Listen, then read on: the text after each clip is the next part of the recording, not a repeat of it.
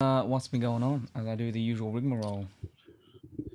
What has been going on is I'm looking forward to taking a week off next week.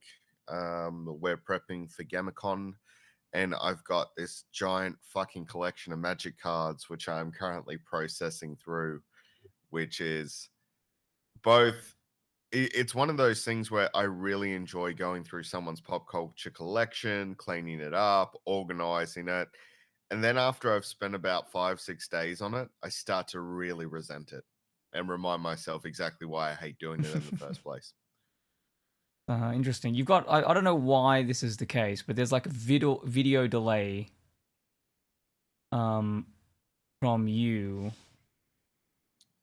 in the Video call. delay. Yeah, like it might have just been a kind of growing pains for the call, but it seems to be okay now, I think. Okay. All right. Yeah, maybe it was. Yeah. I think it was just trying to catch up to the thing, giving it the correct bandwidth, etc., etc. Where the keep forgetting where I need to look for the stuff though. Okay, there we go.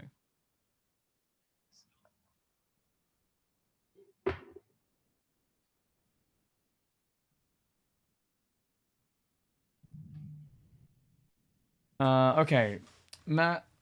While you had a story that you wanted to cover, the only one, I think I did like all of the rest of them. So Yeah, I saw that there was a list of like 15 fucking stories. So I was like, oh well, I'll just chuck in the one because I think Tommy's got this covered this week. I mean, So feel yeah, like just you can just throw in as many as you want. We just choose which one, which whatever's best. There's plenty we'll probably skip, but I mean, thankfully, it's probably been a slow news week over here. The big one that I wanted to cover because I think this is going to become increasingly relevant. Yeah, Jesus fucking Christ, America is in the notes. I don't even know if I want to touch that one no, today. Um, it's a short thing. It's not really that much up for debate, but it's someone who wrote very poetic sort of prose about the current um thing that's happened in America based on the Supreme Court stuff. So yeah, so I was reading he my Reddit threads were on fire today as there's the suggestion now that the Republican Party wishes to take the abortion ban national, which is what we knew they were always going to do, yeah. based on the simple fact that this is what they always do. They start with the states and then they try and legislate things nationwide. Um, yeah. Anyway, I'm not. I'll rant, Tommy. I'll get angry, Sweet. and we don't want Branding's to do good. that. So, do you want Everyone loves a to good rant. tackle this? The COVID isolation period stuff in New South Wales. Yes. What did you? I haven't looked into the story, so Right. So the very basics of it is Dominic Perriot, Perrote. Perrotte. I don't. You just got to forget about the letters. Yes. Um, Forget about the letters. Yep. because you and your brother do this as well. You seem to get. I think when you Yep. read the letter, you feel a compulsion to read it out. Um, Yes. I can't remember the term. There's a term for this, like phonetically or whatever. But yeah, Phonetically, yes, that is correct. but Yes. you just got to try to remember Perrote and associate it with that Perrotte. set of letters. Thank you. I will try and get that together. So Perrottet has called for a debate to be opened on the national health advice, which is currently telling people that if they are COVID positive, that they need to isolate for a week. What he wants to do is actually shorten that period down to 5 days. Now, this is more recklessness on behalf of the New South Wales state government. When it comes to COVID, we've got a pretty rough situation going on now. COVID infection rates here in Australia are beating the previous rates, which is, when we're in what was considered pandemic uh, levels, where we're starting to push past that. We had even less cases when people went into lockdown. So, there's the big question of who Tom is considering with trying to get this across. I would imagine that he's trying to look after his buddies in big business. He wants to get people back to work faster. And of course, if people are coming back to work and they're still infectious, or like I was at day 5, still very fatigued, very tired, still very sick, are they going to be putting people in danger in their various workplaces? uh we keep going through this again and again and again, and that is when it comes to the Liberal Party, when it comes to conservatives, the economy is always at the forefront. um the one thing that I guess their economy teachers don't tell them, or their economy advisors don't inform them, is that if people are dead, or if they're unable to perform their duties to 100%, then they're a net loss to the economy, not a net gain. That doesn't seem to be getting through, Tommy. Yes, at this stage, that is definitely happening. I think so. There was this thing. I mean, this is um, not great. I think he's trying to preempt the. Well, he's trying to, uh, I guess, wean us off of COVID being a thing, Mm. and we're transitioning to it being the flu, and we're just going to ignore it, and all that other kind of stuff. Which is, look, I honestly think it's going to happen at some point anyway. The Yep. the issue right now is like our hospitals have not been geared up to handle two flus essentially, Yep. because COVID They isn't could killing as many barely people. manage one. Yeah, exactly. So it was barely meant to handle one. Now we have two, and that was like always one of my concerns very early on with just letting COVID go, was that, hey, do you guys actually want to have two flus running around? Because that sounds very bad for productivity. It sounds bad for the hospitals. It sounds bad just in general, right? But people hated the lockdowns and the mask mandates and all that kind of shit more. And now there's a lot of calls about opening up, or like to returning to mask mandates. I don't think anyone's talking about lockdowns anymore. But there's chatter about that. And despite Dominic Perrottet, I think going in the wrong direction with this, well, going a little bit too early on this, this 5, shortening the isolation days to 5. He was he to his benefit, or to his credit, did want the federal government to take more of the responsibility of um the $750 isolation payments. Yep. And that is kind of important. And I guess we'll just get into that now, because I don't know much. Like this story, I don't think is all that big a deal. Like,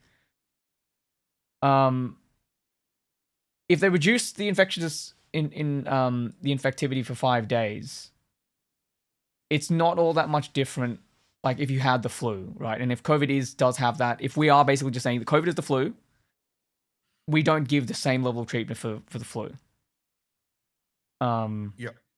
Like I would still say, like, if you are anything above casual, you're still well within your rights to just use your sick leave further than that. I think, and I don't think businesses that much care. But I mean, there's lots of COVID talk happening now outside of this as well, like with people questioning, hey, maybe the businesses should have more people working from home, and they seem to be very against that. So there's a lot of Yeah. fights on various fronts in regards to COVID health policy. Yeah, it's very interesting. I was speaking to a relative of mine this week who runs a medium-sized business. I mean, well, depending on what you consider medium, they're currently employing over 100 people, so I call it medium. And we were discussing it, and I said, what's the impact on your business been with COVID? And he said, there was one day they woke up, they had 5 people who are away sick. He said, and it's decimating their work crews. The fact is, I think we've gotten a little bit too lax too quickly. Some people have suggested, of course, bringing them back in mask mandates. Um, I swing, I'm a pendulum, man. Like I swing between the two. I don't know whether mandating anything is going to help at this point. Um, I think everyone knows what to do. I think that, the question has been asked, are the Australian people mature enough to do the right thing at this point? and that includes good hand hygiene, wearing a mask in public settings, which I wasn't doing up until recently when I caught COVID and got a nice little kick up my bum to remind me, to start wearing a mask in public again. Yeah. And that was on me. And maybe I needed that wake up call. Maybe a lot of people do. The most scary and alarming thing to me is that the healthcare system, um, it was already on a tipping point before all of this, and that's what people I think forget. They think it's this is suddenly a new occurrence. Personally, I went to the Canberra hospital, which has the most notorious waiting times in the world. Well, I don't know about the world, but definitely here in Australia.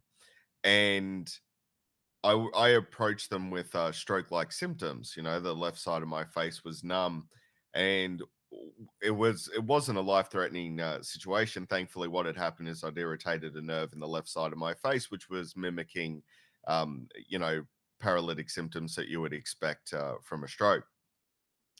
And I wasn't approached by a doctor for, I think it was about 10 hours. I was sitting there in the waiting room Damn. with stroke-like symptoms. And my story is not rare. Hey, Gary. My story is not rare. There are many people who go to the Canberra hospital looking for treatment, not getting treatment. Uh, my wife, she unfortunately cut a hand, severed a couple of nerves, and we went back and forth between our home and the hospital because they wouldn't suture her up because they wanted to repair the nerve damage, but they also didn't have someone there to repair the nerve damage. When I asked the nurses, okay, her hand is starting to get infected, which it was, I said, what are our options? And I was told, oh, sorry, we can't tell you anything. And, those have been my experiences with the public healthcare system. The opposite side of that is my experience with the private healthcare system was, a lot quicker. You get you get a lot of the response time is just out of the world. But then at the end of the day, I'm $5,000 out to pay for an operation. So there's a lot of negatives around both sides of our healthcare system. So that's what it was like pre-pandemic. We had a healthcare system that was underfunded, understaffed, undertrained, and now it's breaking. And what do we do when it does finally break? And all of these people who are like, I want my freedom. What do we say to those people when we're literally just watching people die out the front of hospitals? And I think that's the question. But yeah, we've also got this very virulent influenza virus getting around as well, which is making the problem worse. There's also the suggestion that monkeypox is going to be the new HIV. Like, there's a lot of problems at the moment. Yeah. Yeah, I don't. I think this is probably going to be one of those things where no one is going to be able to oppose any increase in hospital funding anymore. Even if it costs a lot of money, and we'll get to this thing in a sec. But yeah, even if it costs a lot of money, I don't think with the hospitals the way they are and with COVID the way it is, we have to put more money into it, or else it's going to have flow-on effects and affect other people who have other illnesses or surgeries or any of that kind of stuff. It's going to flow into that, and then we're going to have cascading deaths as a result, not just from COVID, but from other people who won't be able to get into hospitals and things like that. But I think absolutely. so. So what happened very recently, like a couple of days ago, was there was a $750 pandemic isolation payment that under the Liberals was due to expire, I think like 2 weeks ago. It was like the end of June or whatever. And then people were like, hey, so there's a lot of people who have bad outcomes out of this because they're casuals, and you're telling those people to go into work and stuff. And Albanese, there's a quote from him out there saying that, I think casuals should just work from home and stuff like that. So that's the first of what could be many, to be fair, flubs that Anthony, out of touch flubs that isn't necessarily associated with him that he might continue to do because he is kind of an old man, if you would think about it. And Mm-hmm. so he and his government were saying, "This is, we have $1 trillion of debt. We can't afford this kind of stuff."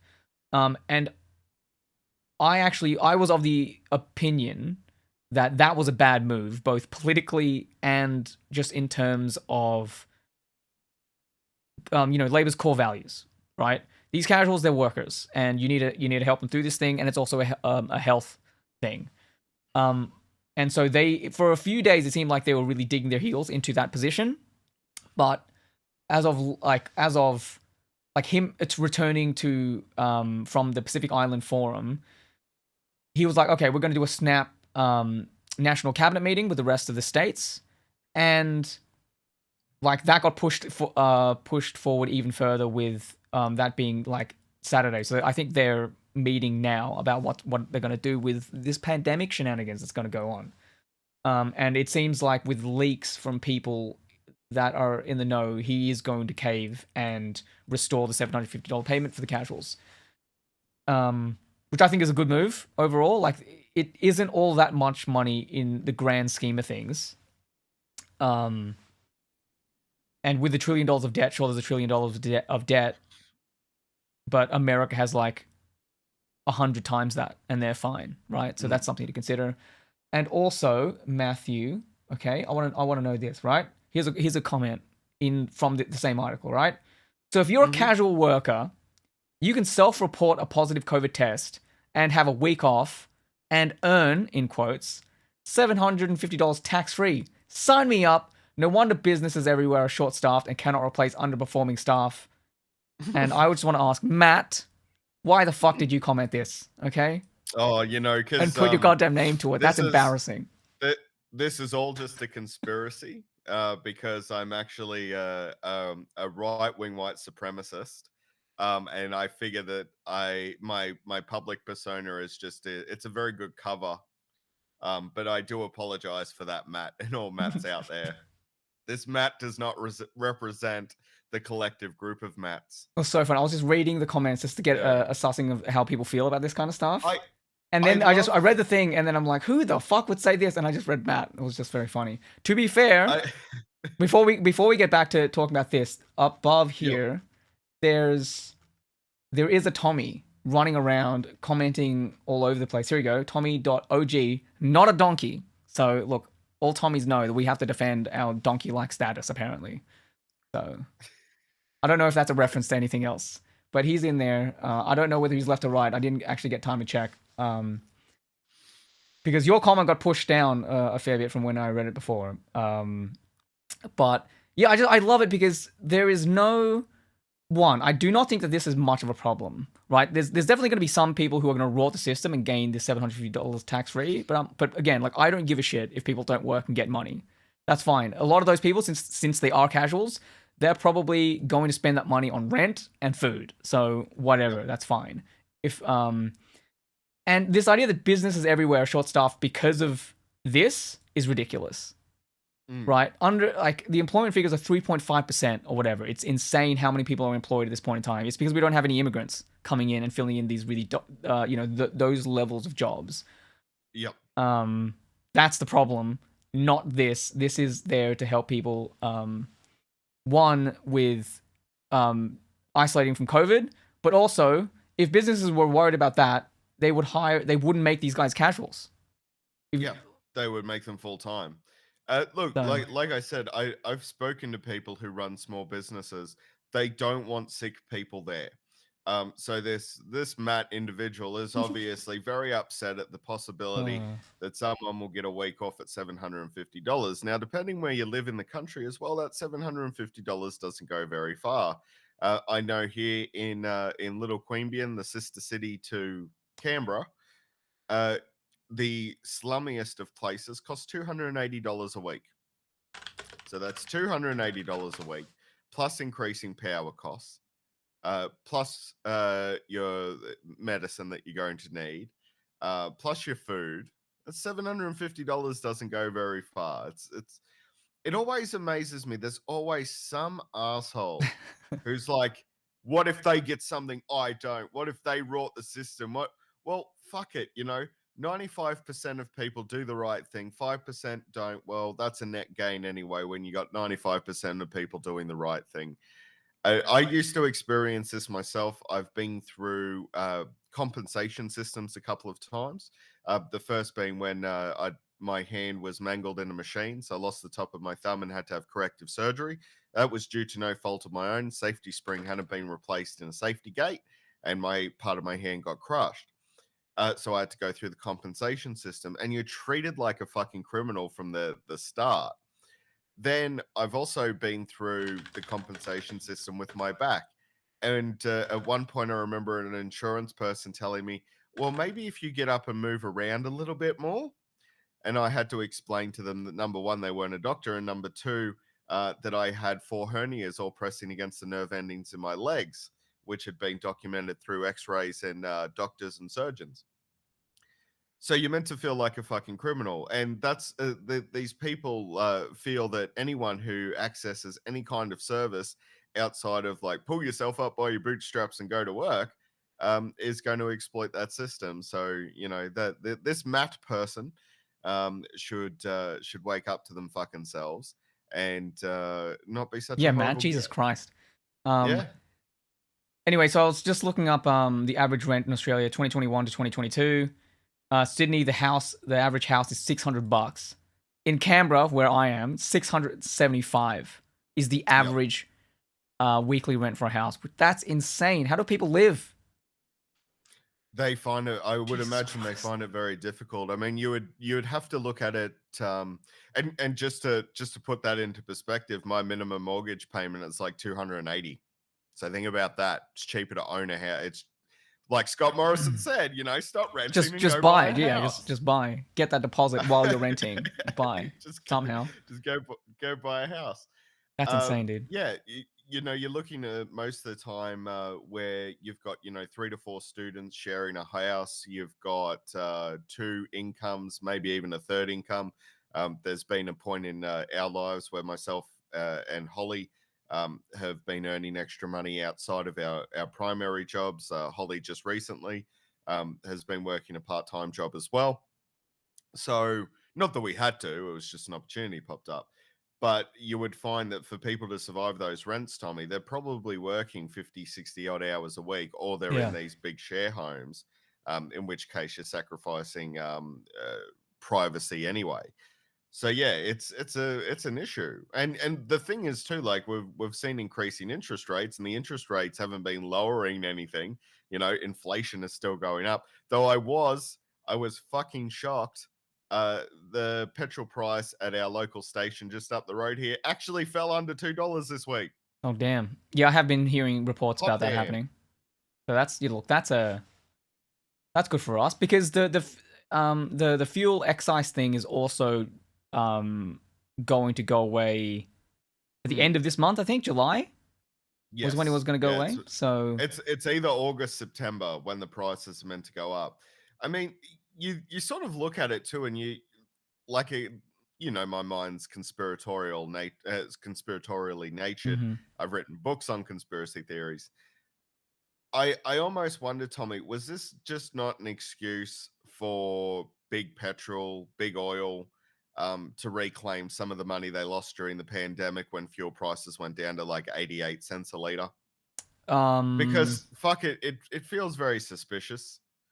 I mean, so like I don't know how much like this Australia probably doesn't have that much of a role to play here, but it is in America for sure.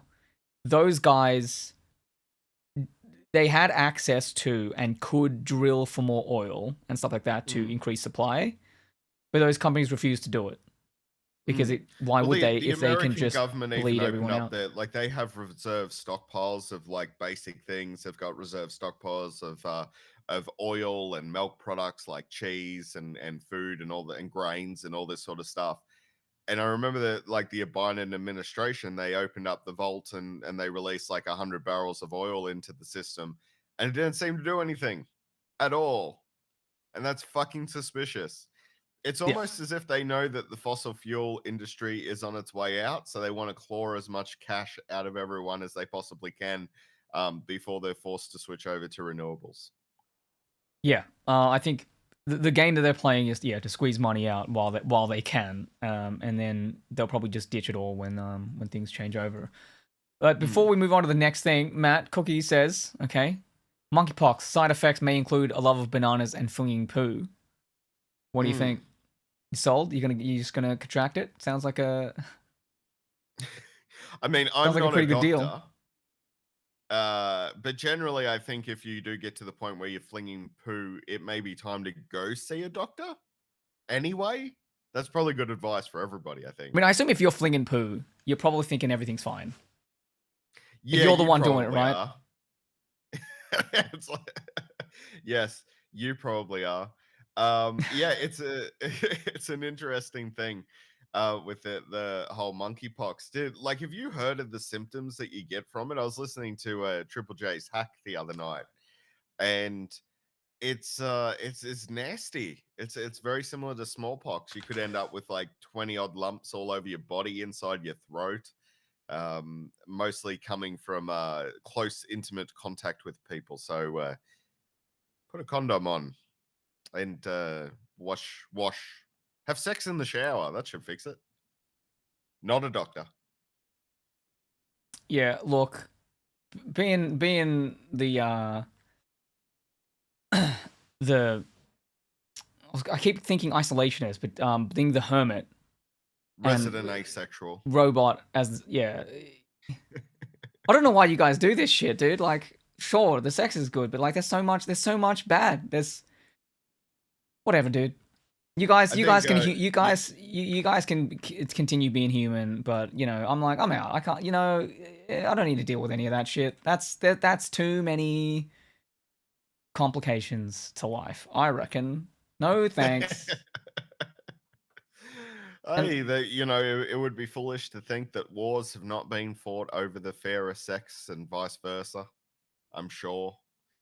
Monkeypox symptoms. Yeah, look at those nasty little pox that you get there. Ugh. yeah, not a fan, Matt.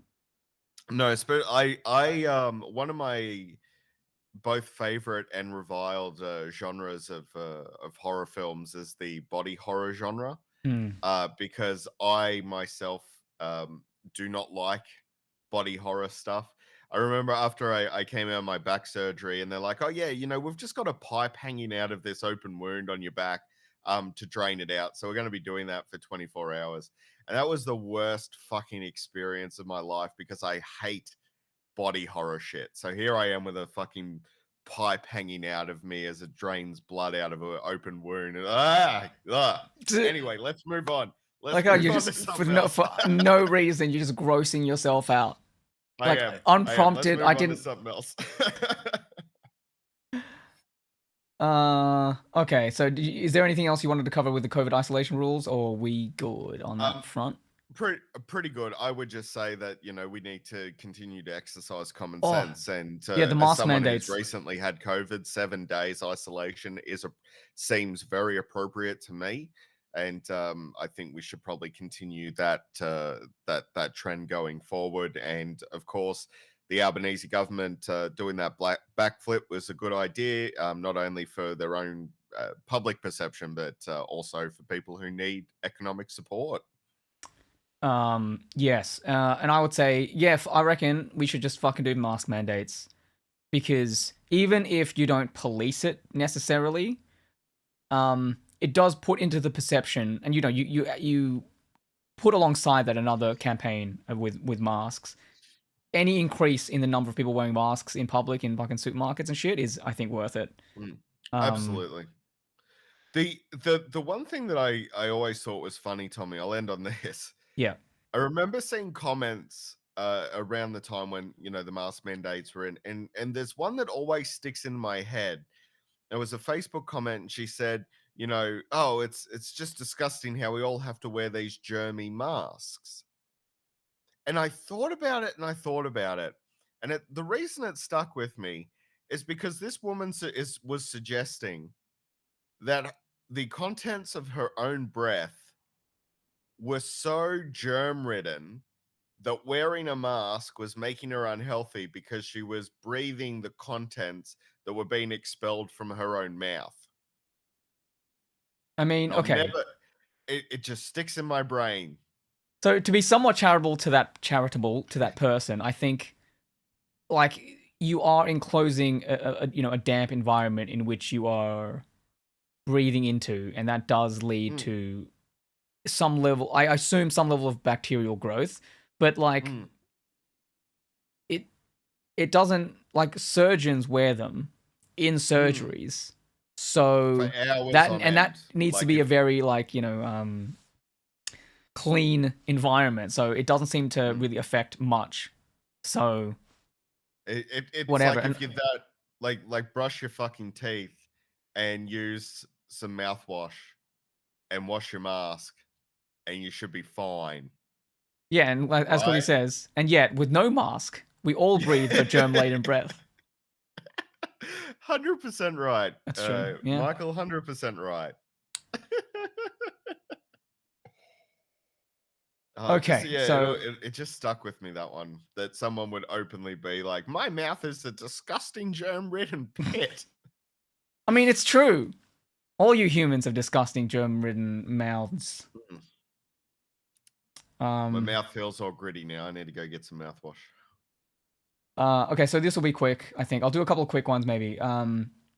But this is, I thought, really cool because Labour aims to legislate spending caps and truth in advertising, as well as general electoral reform. There are people were talking about how they're considering whether or not the territories are going to get extra senators, and I think that's a really good move because especially in the ACT, um, I think we are underrepresented in terms of how many MPs and stuff we send federally because our population is similar to Tasmania's, Yep. and yet they have 6 senators and we have 2.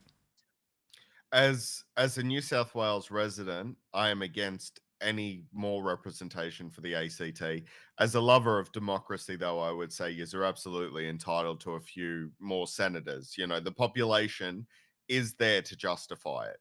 Absolutely. And it should have Yeah, happened a long time ago. yeah, It's just they don't, there's this weird thing where the ACT just isn't recognized properly as a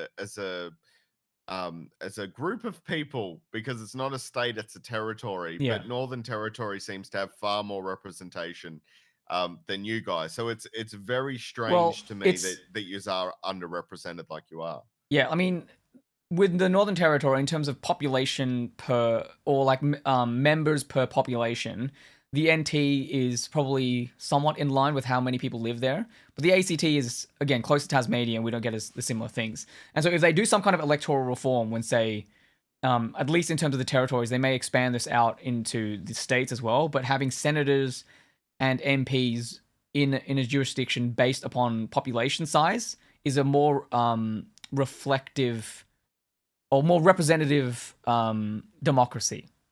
Mm.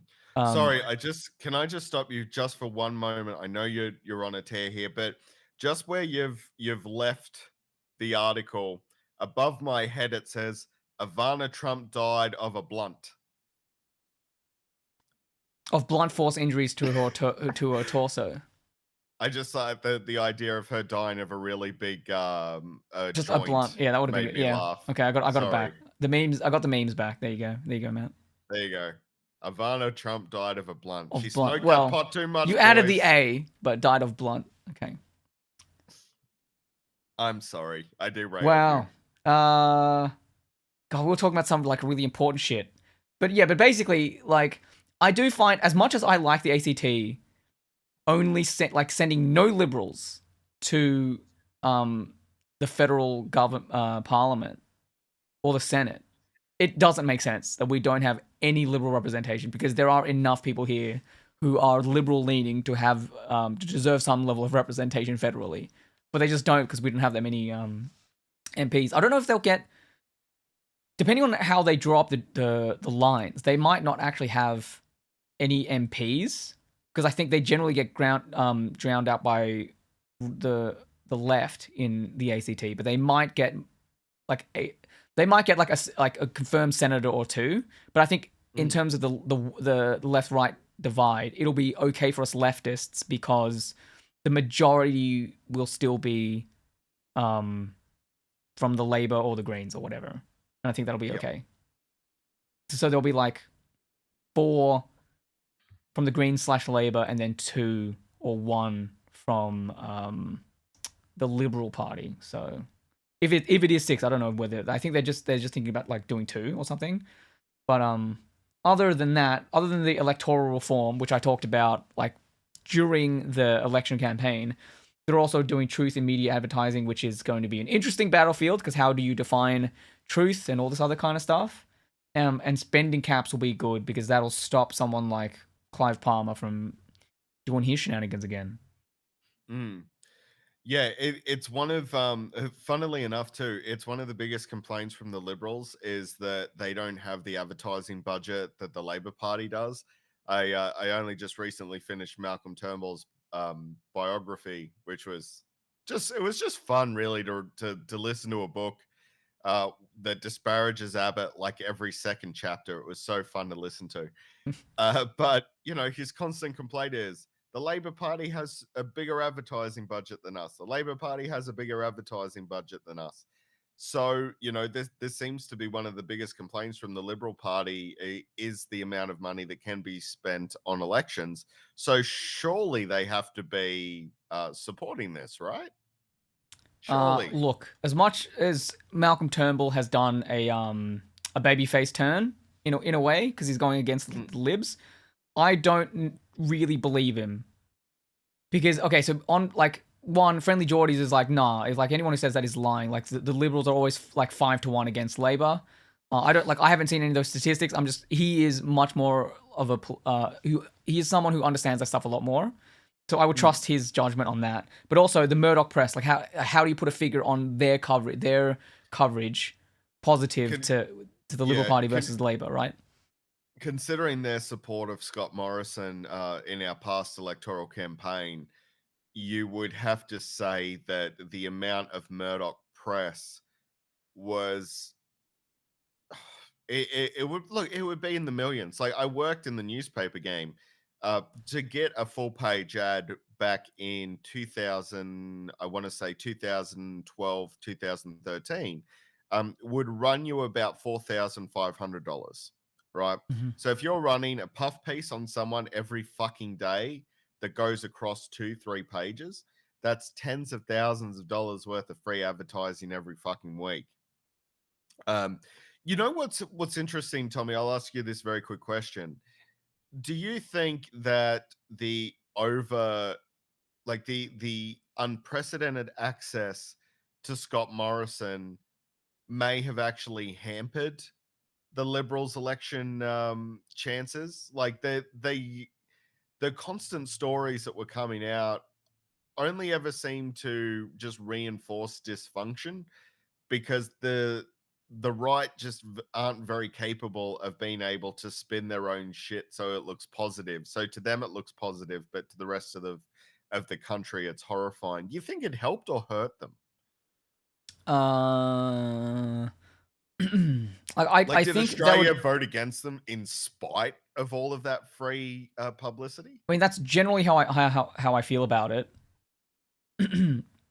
because otherwise, how do you explain like all of the other elections? Mm. It's just Yeah. more that like I think with all of the lead up to the election, with the rape allegations, the cultural the office culture or whatever the parliamentary culture stuff that was leaked, the bushfires and everything else. I mean, you can't really spin those kind of events, and they're big Mm. deals, and they were made to be big deals, and I think that painted them into a corner where they couldn't. The media, even as strong as it is in Australia, couldn't defeat that. Mm. So, but Yeah, just the mishandling of major catastrophes was just, there's really no way to spin it. I mean, that's a very valid point because yeah, again, going back to Malcolm Turnbull's book, and this scared the shit out of me when I heard him recount this. It really scared me.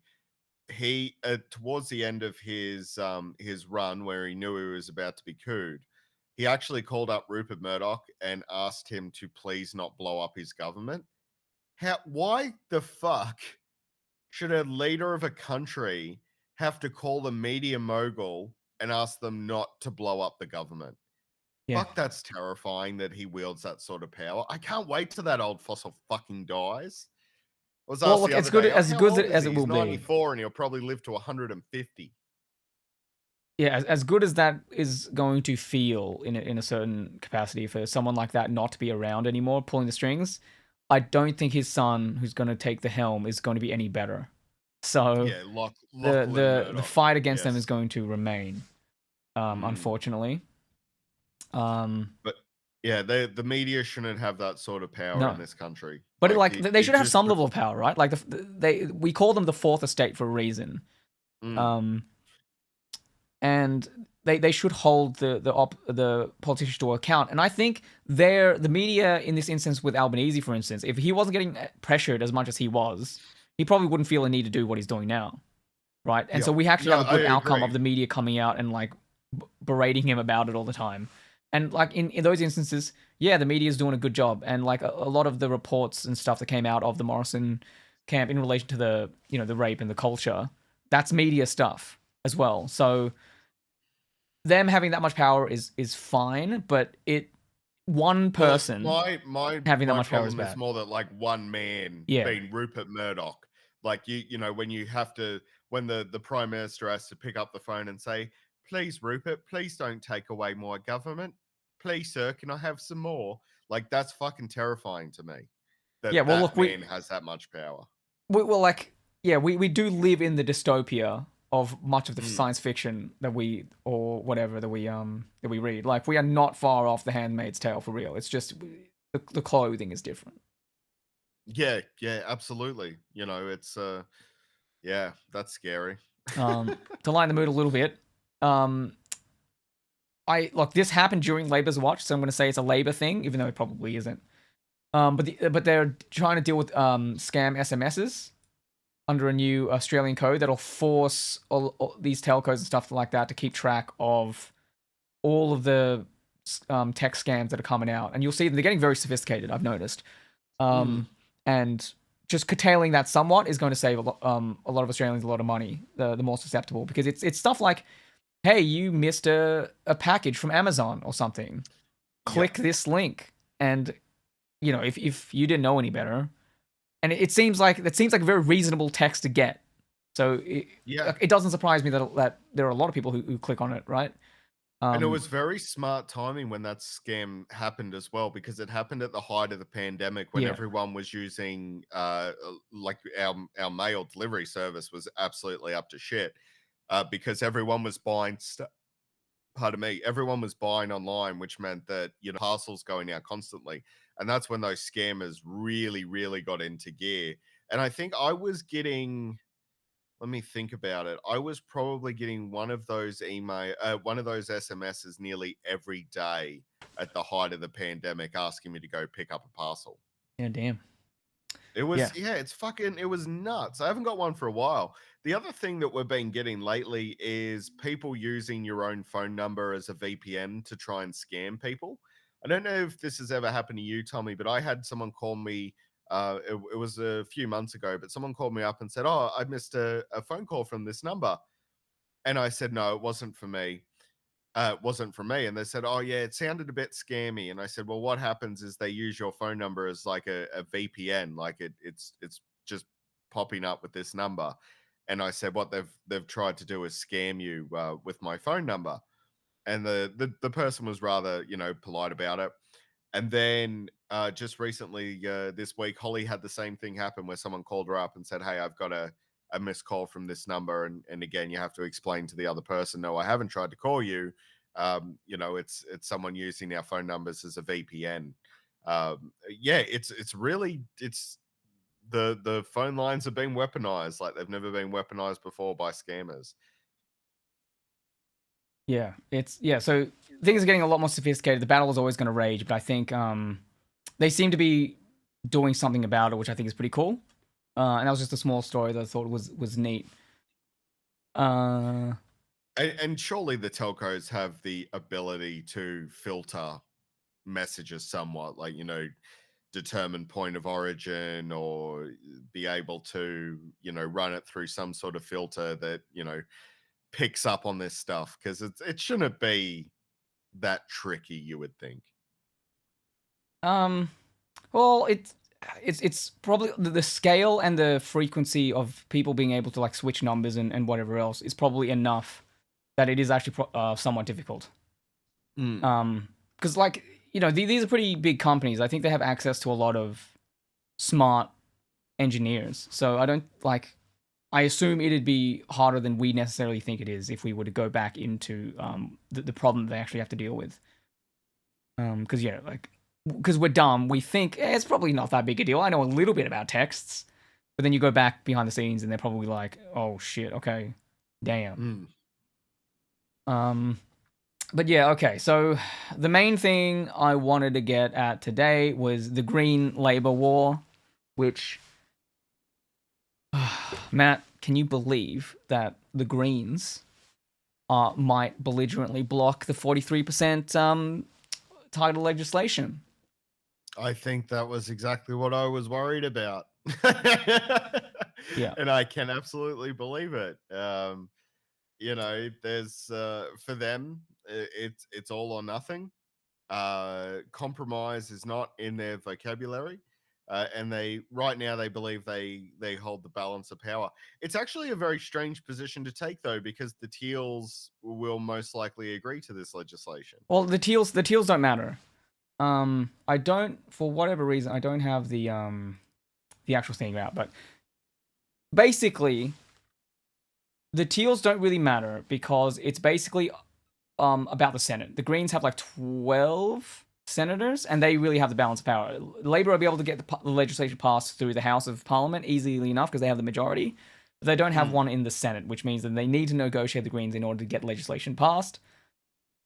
But like I said earlier, and why this was a really good move from Labour, both politically and in general, is that this 43% target being legislated doesn't matter for Labour. They don't need to negotiate it because they're going to pass the 43% anyway, because they didn't just make up a number and try to do something.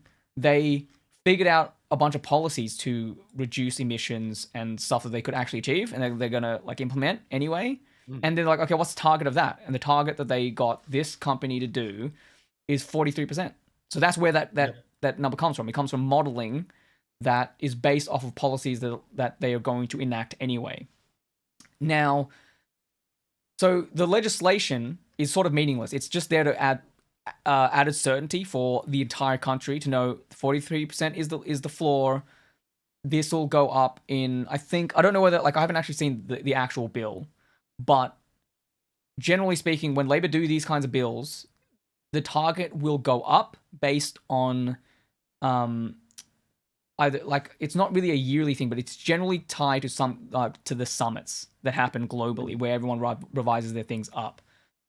So there are Basically, they underestimate the effectiveness of what they're doing. They play it safe, and then generally speaking, you see an even bigger net positive Yes. that was either not anticipated or expected, but you just shoot a little bit underneath to make sure that you're actually going to hit specific numbers. Yeah. So if you think about the game that will be played in the next election, you think about if they'd set a higher target. Let's say they actually did what the Greens want them to do and set a 75% target, right?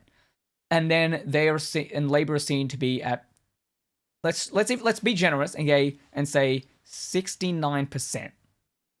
Okay. Yeah, Michael's favorite number. Yeah.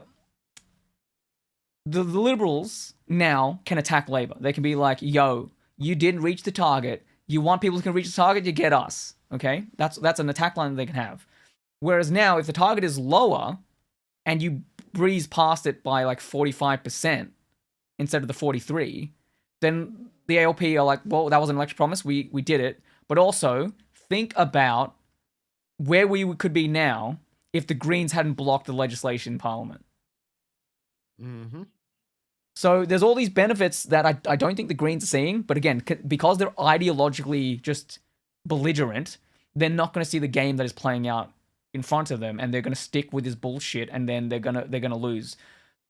One of the arguments is that this isn't backed up by the science. The Labor aren't negotiating, and it's too low, right? And let me bring up some images, some receipts. Okay, so these are comments that I got on an article about the Greens fight, basically. Okay, so it'll be a shock if the Greens block this again. We need to start somewhere, and this seems a good place. Ideals are fine, but now when they put a total block on progress, which is what happened before, and the Greens say some stuff about historical fact, and we'll check on this later. Oh my god, why did that happen? Okay, the Greens wanted to negotiate with Rudd Labour government. Rudd refused. Rudd tried to negotiate his inadequate CPRS with the LNP. Turnbull lost leadership of the LNP because of this. Rudd backed off CPRS altogether and lost leadership to Gillard. Gillard tabled a stronger mechanism, and it passed with Green backing. Check the figures. The Gillard carbon-free mechanism was the most effective and cost-effective emissions reduction policy, blah, blah, blah, blah. So to be completely clear, the Greens in no way put a block on progress before. They wanted to negotiate. So again, negotiation again. Rudd refused. They negotiated a better mechanism. So again, the mechanism was inadequate. But we'll get into this claim later, right? Here's another comment. Especially, 43%, yeah, because I've just listened to Turnbull's book, so I can actually speak to this era. Oh yeah, it'll be cool to see what Turnbull's take is on this. The 43% is the policy taken to the people by the ALP, correct? But only 33% of Australians voted for that policy. If Albanese wants to ignore the significance of climate vote, then he may well go the way of Frydenberg and his mates at the next election. Now, like this is why the Greens don't like understand the game. Okay. 33% was the primary vote, but again, we live in a preferential voting system. So, Labor got 52% of the vote overall, given our system, right? Not only that, if you just look at the primaries, then 43% or lower is the target that 65% of the population wants. If you include Labor, the Nats, and the Liberals, you have 43% or lower, which is more than the Greens and the Teals combined. Right? So by your own logic, you would fail this metric on the mandate being on the Green side. And this is a comment that like basically reaffirms my stance is you can declare a 40% reduction target or a 9% reduction or a 4 million billion reduction target. It's all about the reduction that actually occurs rather than just having a fight about whose reduction is bigger, fnar.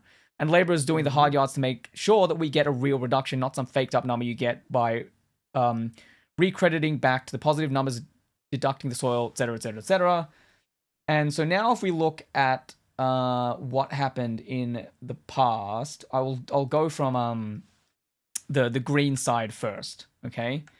So their issue was boosting business profits, that we were somehow locked in. So that this 5%, this pathetic 5% target at the time was locked in, right? But again, the Labor have that's going on now with they saying the 43% is the ceiling. And back then they were saying 5% was the ceiling. So it's literally the same goddamn arguments, just verbatim again with just a new number this time. And so you can see that it's a little bit disingenuous because again, it's the same arguments. And Kevin Rudd came out and he wrote this article about it. Okay, so one of the issues in this in the aftermath of the votes with Rudd was that the Greens didn't have they weren't that important to the thing anyway, right? They didn't have the numbers with the Greens, and he made them retract that article because the arithmetic is simple. We had 33 senators voting for the bill, comprising the Labor Party and 2 principled Liberal moderates, which they also criticised that the Liberals would vote for this bill. Kevin Rudd went on to like talk about why this was important to have Liberals on side, because then if you get this legislation across and there's Liberals on your team, you have to go into a civil war to get rid of it. This which is why the Gillard one was so easy to take down, because they didn't have to fight a civil war over that, sort of. Sue Boyce and Judith Troth, who were across the floor. If the 5 Greens had joined us, we would have had 38 votes to the opposition 36. Instead, the Greens sided with Tony Abbott and Barnaby Joyce, and it went down 33 to 41. Okay. Yep. If the Greens had stood up for their beliefs, we would now be 12 years into an emissions trading scheme steadily decarbonizing our economy with targets escalating. Again, so their claim that it was a floor or a ceiling is not correct, right? Because under Rudd, it would have escalated at conferences in Doha, Paris, Edinburgh, and beyond. Having attracted some liberal support, Abbott could not have repealed it without unleashing a devastating civil war. Unlike the subsequent carbon price, which was legislated without any coalition votes, it would have stuck. Mark's second falsehood is grounded in the failure of analysis. It claims the Greens were motivated by policy purity when the evidence demonstrates it was actually rank political opportunism, very similar to what is happening now. The sticking point in Climate Minister Penny Wong's negotiations, notice that? Apparently there weren't any, okay? With the Greens was our starting point emissions reduction target of 5 to 25% by 2020. They were insisting on cuts of 25 to 40%, branding our proposal a complete fraud. Wong repeatedly tried to compromise with Bowen and Christine Milne, even flying to meet them in and Christine Milne, even flying to meet them in Tasmania, but they refused to negotiate. The Greens' target would have been impossible to pass through the Senate. We would have lost the 2 dissenting Liberals, and even if it had been miraculously passed, the harsh economic adjustments required would have caused massive social upheaval. And this is a thing these Greens never take into consideration, the social cost of passing their targets. It might be backed by science in terms of what science the country needs to do to get past global warming. But like nuclear, if it's not popular, you're not going to get anywhere with it. So just leave it and and try to find other solutions. Anyway, poisoning whole communities against climate action. Why did the Greens take this position? It was not policy purity, but political performance.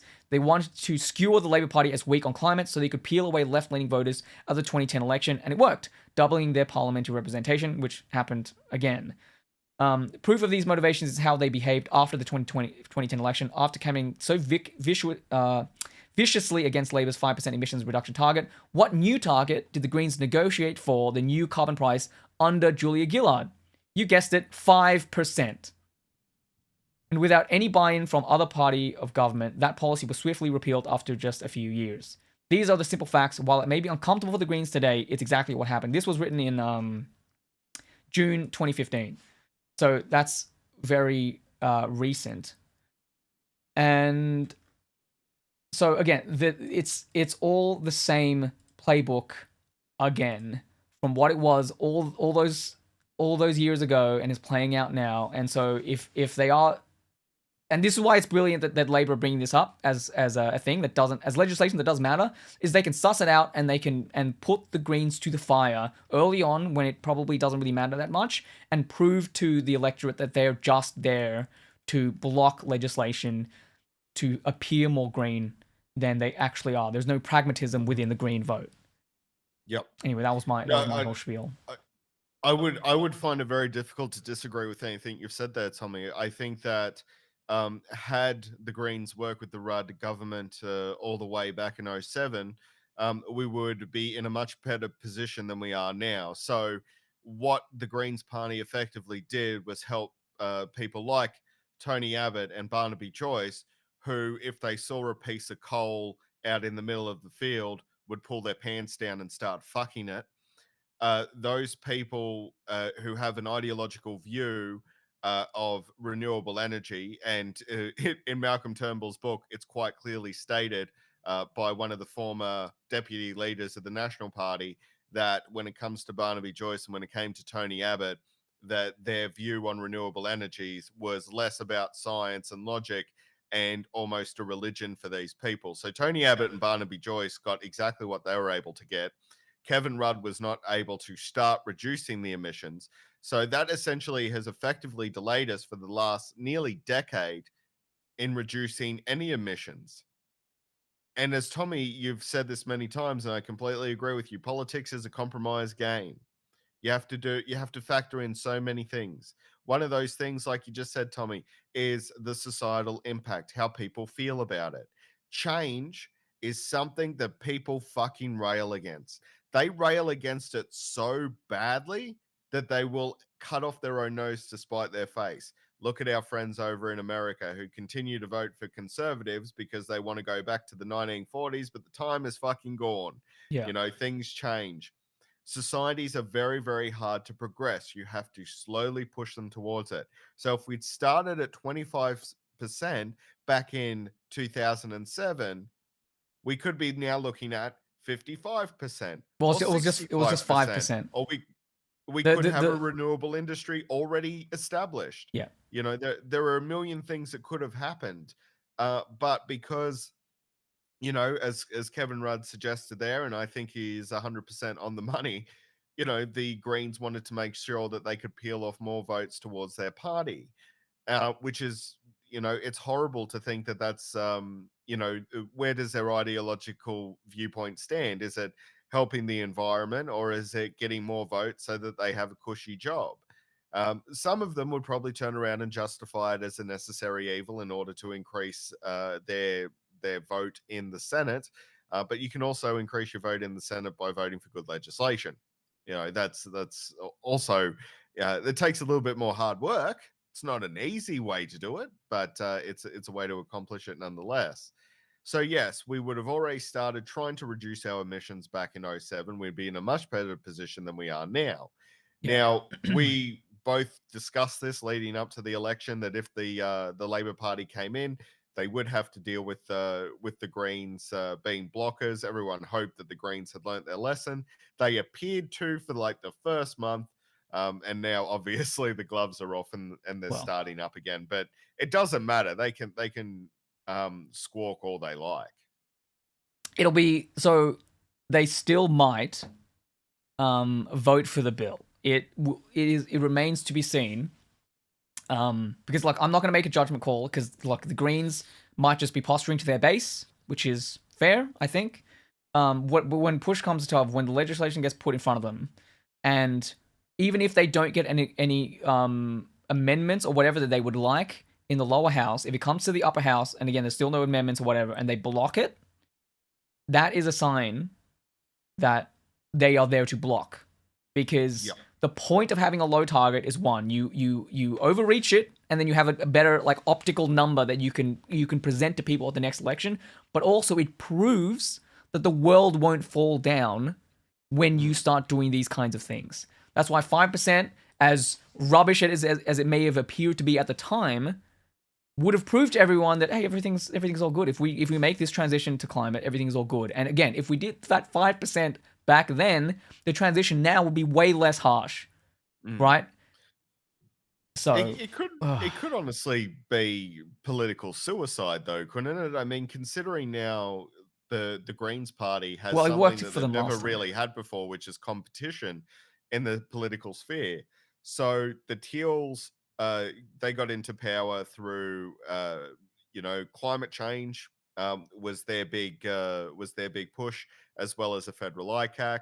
The Liberal Party has been decimated. A lot of right-wing liberals have been kicked out. A lot of moderates are now coming back in, and moderate liberals are obviously going to be slowly trying to restructure the party, especially now that they don't have to kowtow to a lot of those right-wing liberals. Obviously, Peter Dutton is a right-wing liberal and he's running the party, but he's been set up to fail.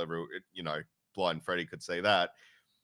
So the Greens have competition like they've never had before. So is this, Tommy, just electoral suicide for them I to don't think be so. blockers? No, I think well, like I would like to think that this would hurt them electorally, but they did the same thing in '07, or you know, in that time, and they were rewarded for it. So that might be a similar thing now, because again, there is a sentiment in the general electorate that we need to move further on climate, and if they just keep beating that drum of, or Labor isn't Labor can't get, they're not ambitious enough. That's always been the narrative that they've framed Labor with. And so if they block legislation that makes Labor effective, then that reinforces their narrative. And so they can go out there on the things and go, you have to vote for the Greens because Labor are ineffective, while they've been the ones blocking it, right? It's that kind of political maneuvering. So it is actually somewhat smart in a way, but again, it's not good for the country. And I think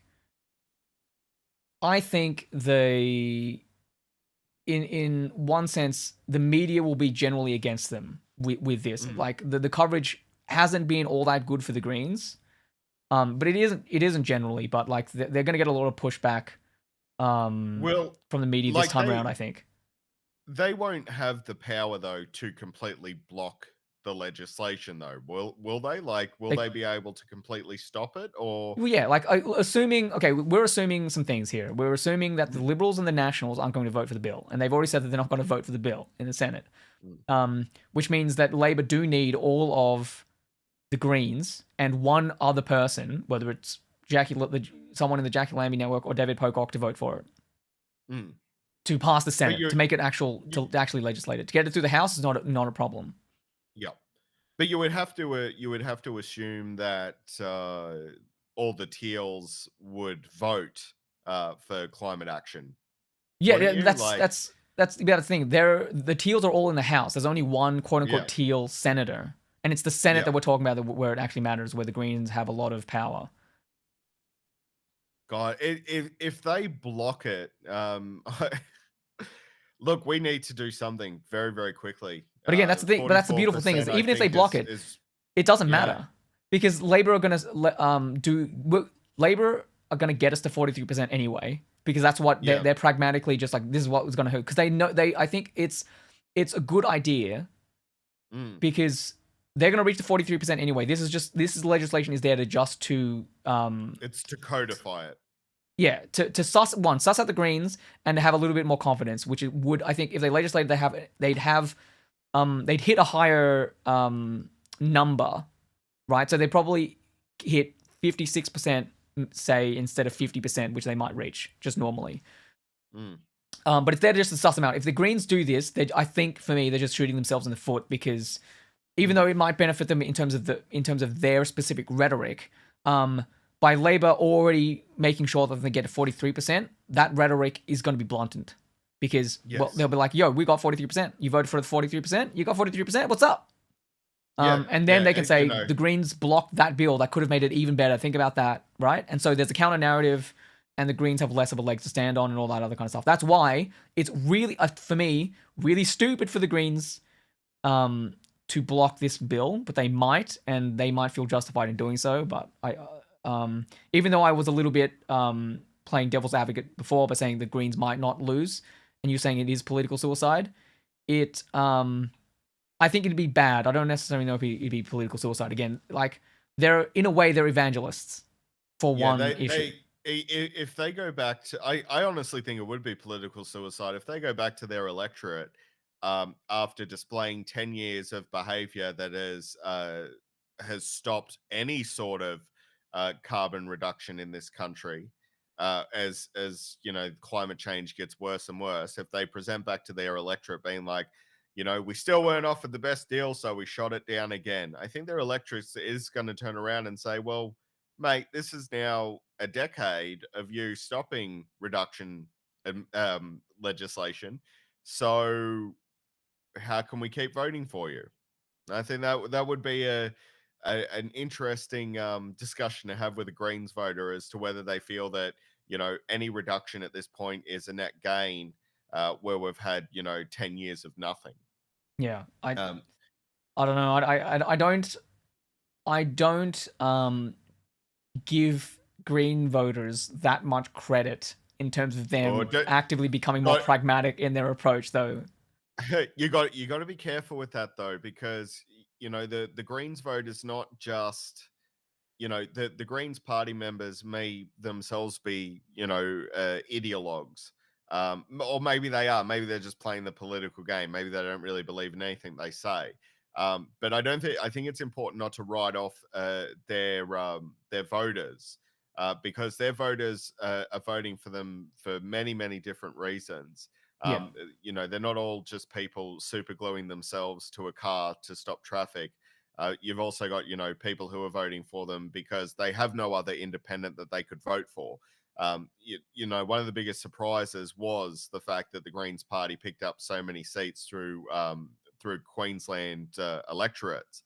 Because Queensland generally votes Conservative. And the reason they picked those up is not because those people, in my opinion, are Greens voters, but because they didn't have more independence in those electorates to choose from. So, I don't think there's it would be probably a little bit too far to say that Greens voters are all ideologues. I don't think they are. I just think that they were very passionate about climate issues this time round, especially in Queensland, that has been hit many, many times by natural disasters. And, they needed, they couldn't bring themselves to vote for the Labor Party. Which I always find is it's funny when people have that opinion, but yeah, we can't paint all of the current Greens voters with the same brush, because I Sure. think some of that voting was protest voting and some of that voting was we just wanted to vote independent regardless. Sure. That's fine. But look, I'm going to go off of this. Like people like this who are going to spread the Greens sort of messaging, right? They're saying like Labor, like they're going to rewrite. Like a lot of the times, what people do with this kind of stuff is they rewrite history. So the Greens, when they go out and campaign next time, they will say, "Oh, Albanese didn't want to negotiate.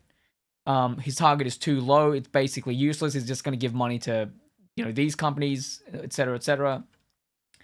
And it's probably going to work for some people, despite like the inside line of what Kevin Rudd or Malcolm Turnbull, the people on the inside would see. So, Mm. like that, Yeah, this gives me pause for concern. That's all. yeah. That's all where I'm coming from with that. And I totally agree with you, especially during, you know, basically what the Greens started in '07 meant that Tony Abbott and Barnaby Joyce, they were allowed to run free with their climate denial bullshit. Tony Abbott, when he was prime minister, was able to repeal the carbon tax very, very quickly. He was able to then maintain that status quo for 3 years. When Malcolm Turnbull's government couped his, Malcolm Turnbull was unable to get anything through, to the point where even the idea of a Snowy 2.0 upgrade where you had improved hydroelectricity, which is itself is predominantly renewable electricity. It's just water flowing through turbines to generate electricity. The fact that it runs through a dam, that's for other people to decide how renewable it is. But even he couldn't get that through. Barnaby Joyce turned around and said, well, maybe it should just be another coal fire station plant. Like the damage that was done because of that one political decision way back in '07 has had, a decade's worth of lasting ramifications. Even when you had a pro climate change, pro renewable energy LNP leader being Malcolm Turnbull, you still couldn't get anything done. Yeah. So now is not the time to quibble on targets. Now is the time to get something done that is firm, that is legislated, that can't be wound back, and we need to do it now. Yeah. There's no more time for mucking around with this. Yep, absolutely. Anyway, it's for me politically and everything else. It's the ball is in the Greens' court. It's whether they do an unforced error or not and mess it up. That's all. Like Labor, I think, like they've made an excellent shot.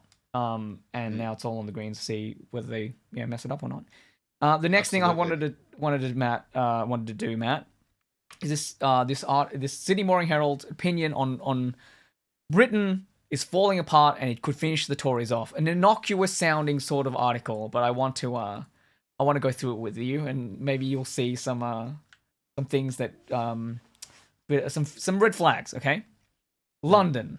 Beyond the chaos in Westminster, Britain is falling apart. Eventually, possibly sooner rather than later, order will be restored. But whoever takes over is going to have a big mess to clean up.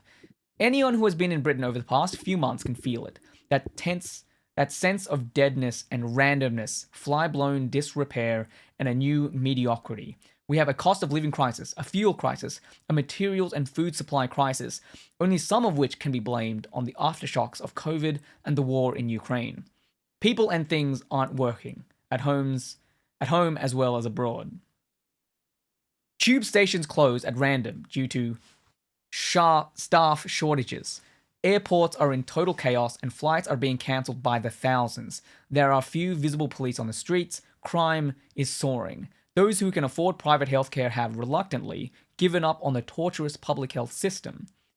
Unions are stronger than ever and threatening widespread and crippling strikes.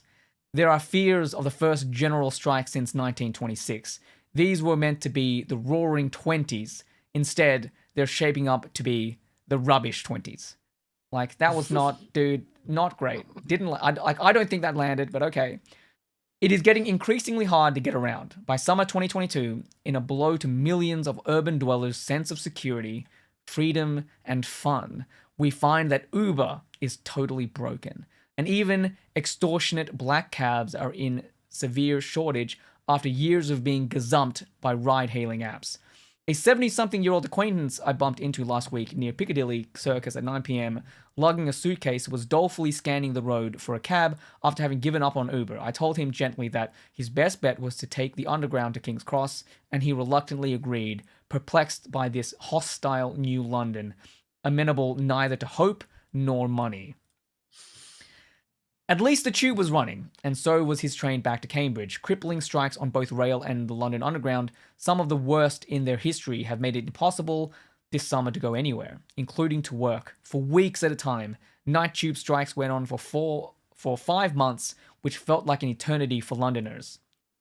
How have we got to a point where unions are once again holding us hostage unless wildly unreasonable demands are met and nobody has anything to say about it?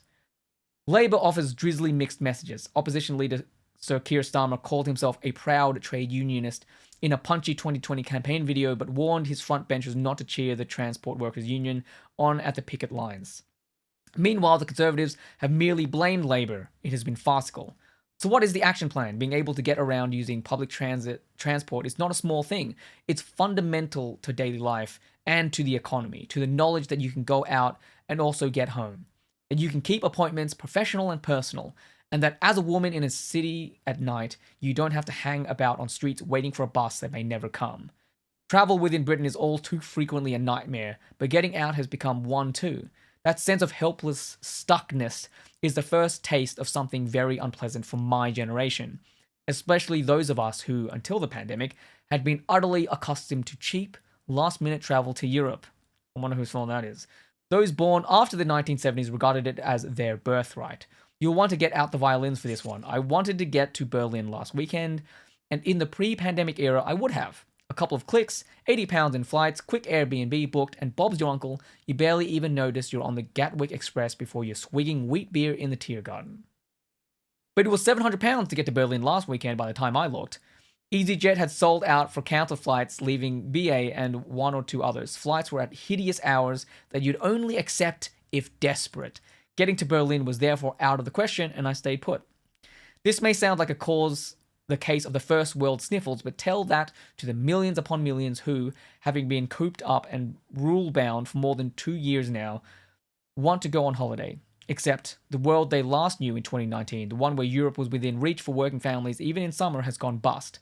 In the case of the airport mayhem, a perfect storm of macroeconomic crises and stupid industry think has resulted in staffing shortages, but the sense of decay in Britain more widely, congealing around the prospect of months of striking, including by BA and other airport staff right at peak holiday season, is terrifying.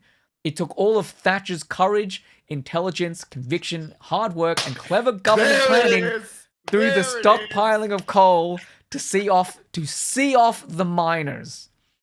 There is absolutely no indication any similar type of strategy is in place for the next period in which, left as is, Britain will once again be brought to its knees by unions, leaving us with the honor of once again sliding down to second world status.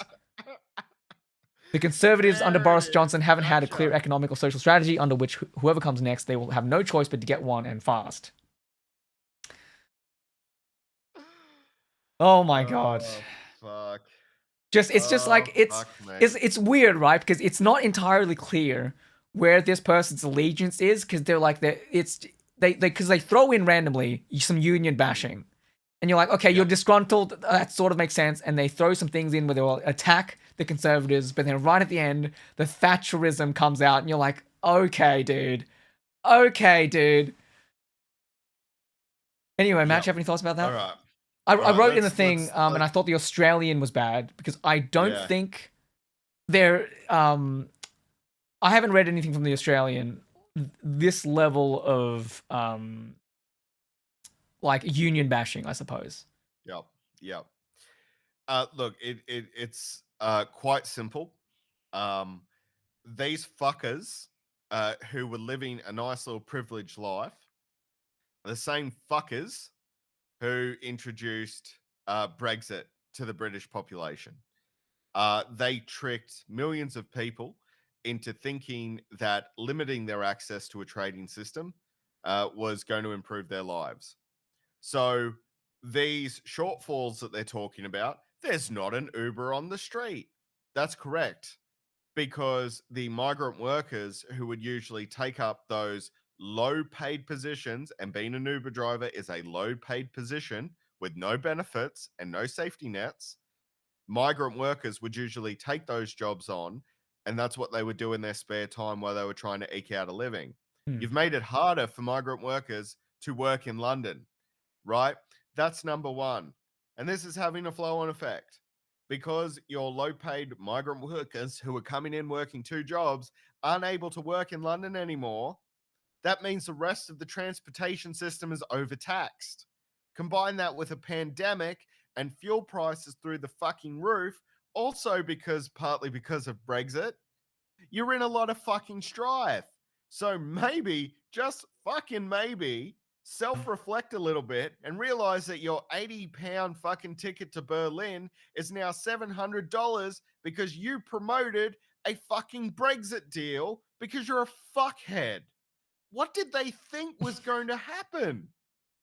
Well, they wanted like they just assumed that they'd be the same. I think it was a bit of a like UK exceptionalism, where it's like, yeah, we're the best, we're UK, what's up? Like we're gonna get the best deal, and it's What gonna they be all the thought? same except the UK. Like we just won't pay the cost to be a EU member. Yeah, what they thought that a bunch of Britain people, a bunch of Londoners, who if you're a white Londoner, you're definitely look, you're most likely in a high paying job, and if you're in a low paying job as a Londoner, you can't afford fuel to run an Uber service anyway. Did they really think that white British people are suddenly going to fill all those migrant job spots? It was never gonna fucking happen. It was never going to fucking happen. And now there's one of my favorite subreddits. It's called Leopards Ate My Face. And that's exactly what this is, right? You cut your own fucking nose off, and now you have to fucking sit in it. So all those pompous British fucking assholes who are now sitting there going, oh, it's a bit hard to get a cab here. And when I do get a cab, it's fucking expensive. That's the world you created for yourself, and I'm glad you're fucking miserable. Or yeah, Honestly, also like I can't even get angry about this. I'm glad this person is fucking upset. yeah, like also like so one they were like, oh yeah, Uber is so good. Okay, so there's a couple things here that I probably should have brought up in relation to this article. But one is there was an article written by someone on some newspaper about how um the like the millennials, the millennial handout has ended in that Uber and various other things are raising their prices and all this other kind of shit. And I'm like, why are you framing this as if it's the millennials' fault that Uber have been aggressively like going into places and then undercutting all of the industries and also like going behind the scenes, criminally lobbying and getting their way with Europe and stuff like that, right? Yep. So siding with Uber is not the go-to here. But again, they're just No. using it as an excuse to bash a union that just wants their workers to have a better life. And again, second world status, just because like unions are doing the thing, like the second world don't have unions, Yep. right? The It is a sign the that you are in a developed country that you have union representation, yep. that workers have rights and shit, right? The argument in Britain has been migrant workers come in, do the job cheaper, and take away jobs from native born Britons, Yeah. right? That was their argument.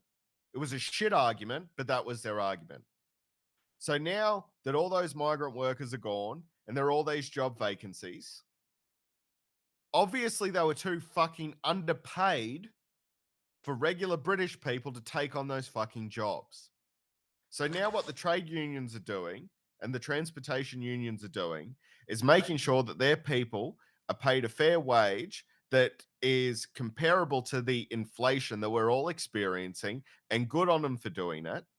And if those jobs can keep up with inflation, that will encourage Britons to then take those jobs, right? That will solve your problem. But yes, things are going to get more expensive. That's how it fucking works. If you want to abuse and use people in a gig economy through migrant workers with a free trade agreement and then you take it away, well, this is what's going to happen. And no one's going to work. No person in Britain who is of the upper crust or even in a middle income house is suddenly going to jump in their car to make $2.50 a fucking hour to drive rich assholes around. And that's what's fucking happened. You Yeah. know, all these like it, and it's shocking, absolutely shocking to me that people don't realize this. I'm not smart. I'm not super intelligent. I don't have any faculties that no one else does. But when Brexit happened, I was talking to a few British expats that I'm friends with, and they said, Matthew, you don't understand the full situation. And I said to them, no, well, I think I do. I think you have a free trade agreement. I think that allows for a lot of migrant workers to take on jobs that British people don't. And I think that if you make that harder for people, you're going to see a skill shortage in Britain, which is going to affect the overall society and economy. No, Matthew, you just don't understand. Okay, no worries. 4 fucking years later, it's happened, and I was right again. And I'm not that fucking smart. You Yeah. know, it's just it's shocking to me. Like, I mean, honestly, in a justified world, Tommy, Murdoch Press, fucking Zuckerberg, these people who have run social media, these people who have run right wing media. In a justified world, they would be put up in the same way that we put people up on war crimes during the Nuremberg trials. They would be locked up for life, and the key would be thrown away because that's how much damage that they've done to society. And I feel bad for the British working class, for the lower class who are now suffering even more than, like, now it's even harder for them to find a job. Now it's even harder for them to get to work. And those poor bastards were manipulated into thinking that this would be a great idea. And I feel so sorry for them.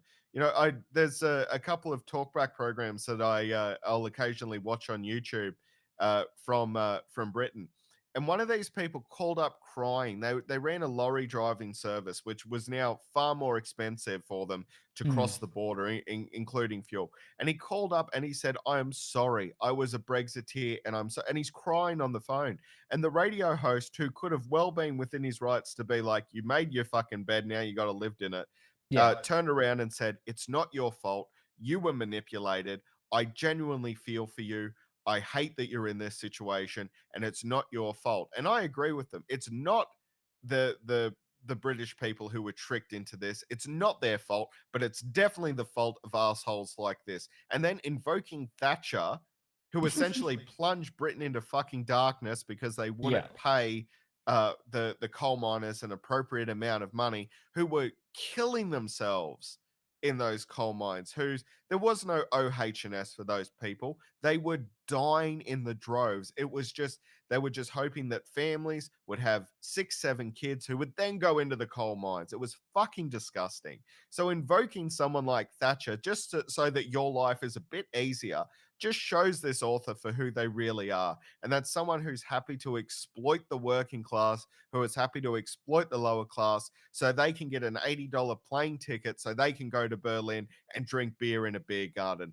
Fuck this person. Fuck these people like them. And I'm so glad that they're suffering. I hope they never get to go on an inexpensive holiday again. I hope they never get to go on a holiday again. They've helped create this world, and now they have to fucking live in it. So suck a dick as far as I'm concerned. Rant over. Yeah, and you can tell with how they treat Uber and Airbnb and things like that.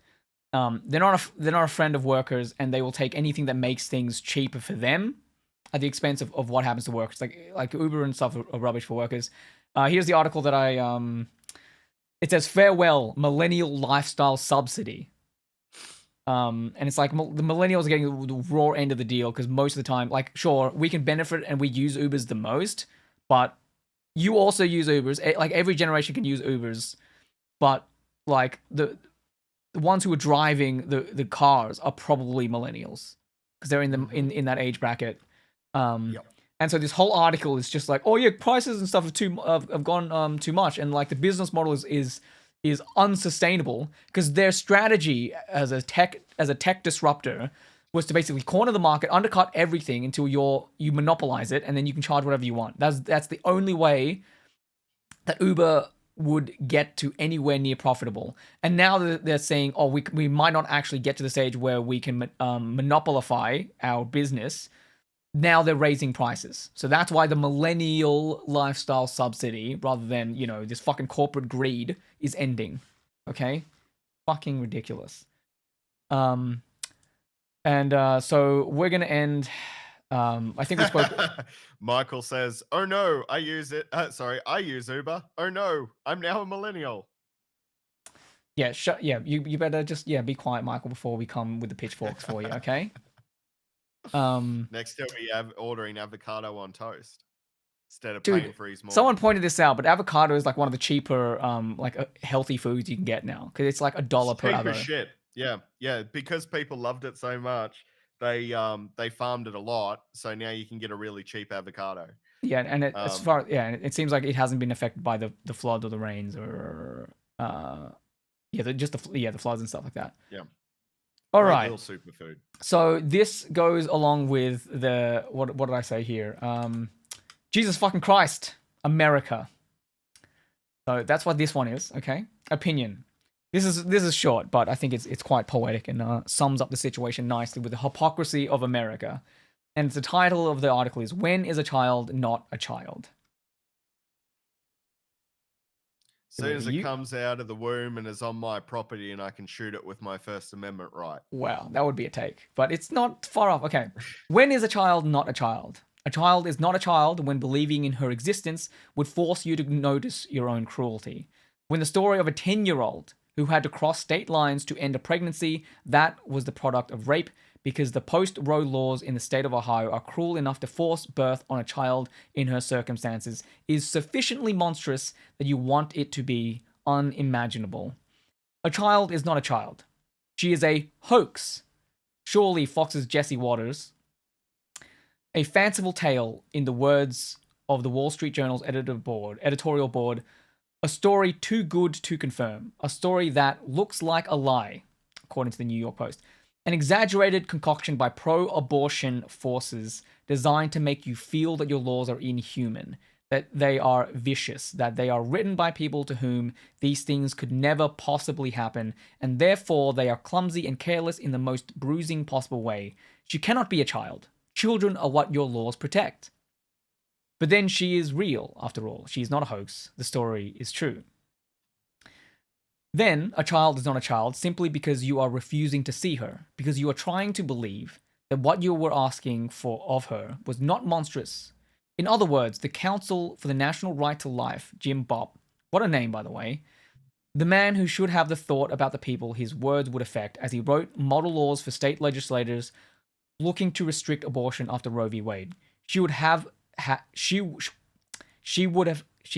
had the baby, and as many women who have had babies as a result of rape, we would hope that she would understand the reason and ultimately the benefit of having the child. That makes me sick. Yeah, it's disgusting. That makes me fucking sick. The idea, look, childbirth is not an easy thing for anyone. For any woman who's undertaken it, childbirth is not an easy thing. The physiological changes here, to put that a 10-year-old child through that, and again, like Tommy, you've pointed out at the head of that article, like the author has pointed out, that there is the idea that 10-year-olds wouldn't fall pregnant, 10-year-olds get raped. I'm a true crime author. It happens all the fucking time, and it's absolutely fucking disgusting to put a small child through that because they were raped is so fucking inhuman, man. Yeah. No, like It is so inhuman. she's not like that child is not going to be able to give birth to that fetus because she like No. her hips haven't grown. Like it's a mess. Like this is ridiculous, right? But like the one of the points of this article is that, and we'll go through it here a little bit further. But the point of this passage is that they're framing this child as not a child, but as a woman. They're moving the goalpost along in that sense, right? Yep. So I'll continue, but that's basically what the quote alludes to, but not explicitly. This is what the right wingers do a lot. Already, the child in this story is someone else. The 10-year-old child is not a child. She is a woman. One of many women. It is the fetus that is the child. Now, the baby. The benefit. How convenient. How neat. How easily these words take a situation that is gruelingly, guttingly real and reduce it to a sanitary realm where there is not a victimized child anywhere to be seen. Just a woman, many women. And babies and benefit. A child is not a child when you are forcing her to give birth. She is a woman, suddenly, and the fetus is a baby. Presto changeo. That's not justice, it's sleight of hand. A child is not a child when she does exist. A child is not a child when she does exist, but you cannot admit now that what you are forcing her to do is more than dangerous for someone in a body so young. It is monstrous. You scramble to make it sound as though a law that forces a 10-year-old assault victim to give birth is a good law with benefits, or that the law does not do what it says. These are men who don't know a child from a woman, a person from a womb on two legs, because they simply do not want to know. This is the way they write these laws, around actual people and actual medicine, without a thought to the bloody and painful consequences. An ectopic pregnancy can be whisked elsewhere, in defiance of all medical science. If it's a legitimate rape, the body has ways of shutting that whole thing down. Do not allow life, with all its tendency toward detail, to get in the way. Protect the children at all costs. That 10-year-old? It's not a child, of course. She is a woman. The law is not for her. There are babies to consider. There are children to protect. When is a child not a child? When you're choosing not to protect her. But she is a child all the same. And yeah, that's what's happening in America right now. Okay? It's fucked. My feelings towards America it's very simple. America is not a democracy. America is not a republic. America is now a theological dictatorship. Today, the Republicans are now looking to push an abortion ban across America. There is no difference, in my opinion, and I think in fucking fact at this point, there is no difference between America and a Middle Eastern country run under Sharia law. And it's as simple as that. If you're allowing a 10-year-old to go through a traumatic experience like giving birth to their rapist fucking child, then you're a fucking monster. And every single American who is sitting there right now thinking that that is appropriate are fucking monsters. And it is simple as that. These people are not senators. They don't believe in democracy. They believe in turning women, and not only women, but turning female children into baby making machines. Because nothing gets their dick harder than having the legal right to have sex with a child. That is what America is. That is what the majority of the Republican Party is. And they are now fucking cruel, disgusting, depraved monsters. A serial killer and a Republican senator are on the same fucking level. I have written about child abuse. I have discussed child abuse. And what we are seeing is legalized child abuse in America. So that their bullshit ideology will allow them to continue to tout the notion of freedom. And it is fucking disgusting. And their supporters are fucking disgusting. And I don't know how they walk out their door, look at the world, and think that this is the correct way to behave. Honestly, I don't know how Texans, thousands of Texans, aren't getting in their cars, driving to their Senate houses, sitting on those steps, and refusing to let those people in the building. And the reason that I think that they're not doing that is quite probably because they agree. And if you agree with that, then you're a fucking monster. And that's really all I have to say about it, Tommy. It cuts me to my fucking core. Yeah. It really does. Yeah, it's super despicable stuff. I don't have anything more to add on that layer. Like the only thing, like, because I watch a lot of like other online content creators like Tim. Well, not I don't watch him specifically, but like people like Tim Pool and other right wingers. They will justify these kinds of things and say, oh, it's again what the article said at the start, right? They start off by, and this is all moving the goalpost stuff, but they start off by saying, oh yeah, it's not real. This person isn't real. It's just made up by the left to make things inhumane or whatever, right? And then you find out that it is real, and then all of a sudden the language changes, and this person is no longer a child that you need to protect by your laws. It's a woman, and you need to have the baby now, right? And you see the same shit with trans people, and that's why a lot of people who will side with anyone on the right defending the right wing attacks on trans people, you're basically you're giving fuel to this kind of rhetoric, this kind of sentiment, right? Because when there was someone out there who was talking about this kind of stuff, and they were talking about how women, or just like people who can give birth or something, can get an abortion, right? And people on the right were using that to attack the idea of, like, of attacking the trans kind of thing, right? But then we forget that children can get pregnant, right? Definitionally, by your own metric, which most people use, an adult female, okay, would not. So a woman, an adult female, isn't here in this case, right? And yet someone got pregnant, right? A child got pregnant in this case, not a woman. But again, they have to reframe it as if she was a woman so that they can deliver that same line. And when you side with them on that kind of stuff, this is the stuff that results. Yep. And it's Absolutely, despicable. it does. And again, like you can say, and people will then go on and attack the statistics. So this is, oh yeah, this doesn't happen that often, right?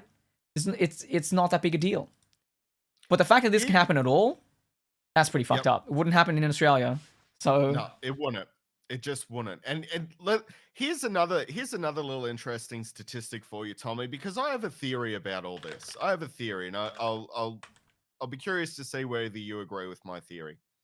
So in a lot of states in America, they don't actually have a floor for the legal age of marriage. Funny little thing. Most states in America don't have a floor for the legal age of marriage. Here in Australia, it's 18 years old. Legally an adult, you're allowed to get married. Sometimes exceptions can be made for 17, 16 with a lot of permissions, but generally speaking, it's 18.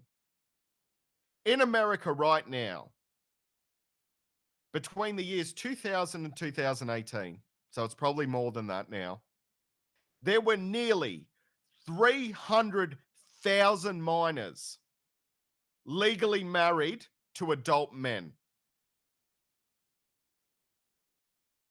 aging from 13 to 16 years old, in some cases 12.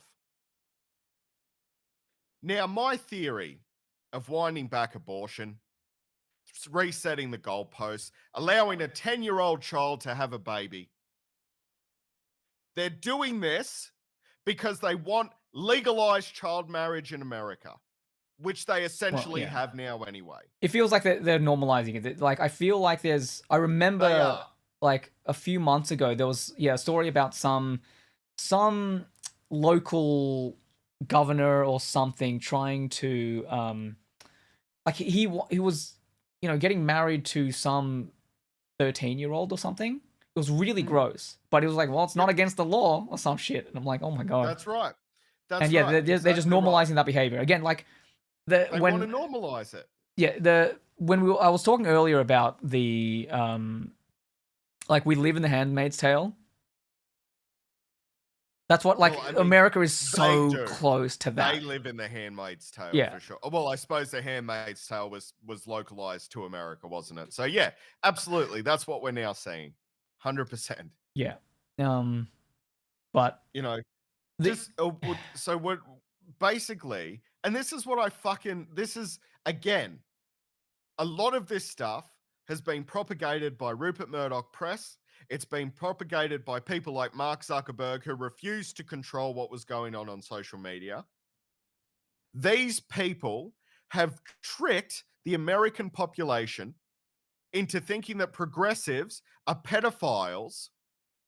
And this has allowed the actual pedophiles to yeah. change the laws and to enact this disgusting state of affairs.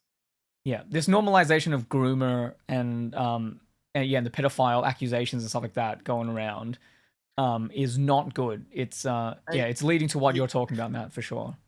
you know what I would love to see, Tommy? I would love to fucking see this. Every single person who is anti choice and anti abortion should have to sit in the delivery room and watch a 10-year-old child give birth. And if you can sit there and stomach that, then you get to have your beliefs. And Well, that's all I fucking have to say on it. It's fucking look, it disgusting. wouldn't like these It's guys are monsters. Like they'd probably be fine with it. There's a rationale that happens in their minds because like this happened before. This yep. It's back in the day, like this would have been a thing that happened. It's but um they like it's look, it's human rights violations. America is once again perpetrating human rights violations while pretending to be the freest country on the planet. We've seen them illegally go in and destabilize countries. We've seen them illegally go in and cause wars.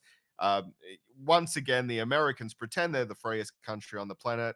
And I'm sorry, but for the rest of the world, it's just not the truth. And, you know, hey, you ask the question, how much lower than that can they go? And they continue to surprise you. oh yeah, no, they will there's look. They haven't gone back to well, in a way they have. There is slavery in America, but they can Yep. go back to racial segregation and Yep. things like that. Yep. We'll There's start to plenty see of room racial left to slide, my dude. segregation, more child brides. I'm sure there'll be public lynchings in the streets of minorities again.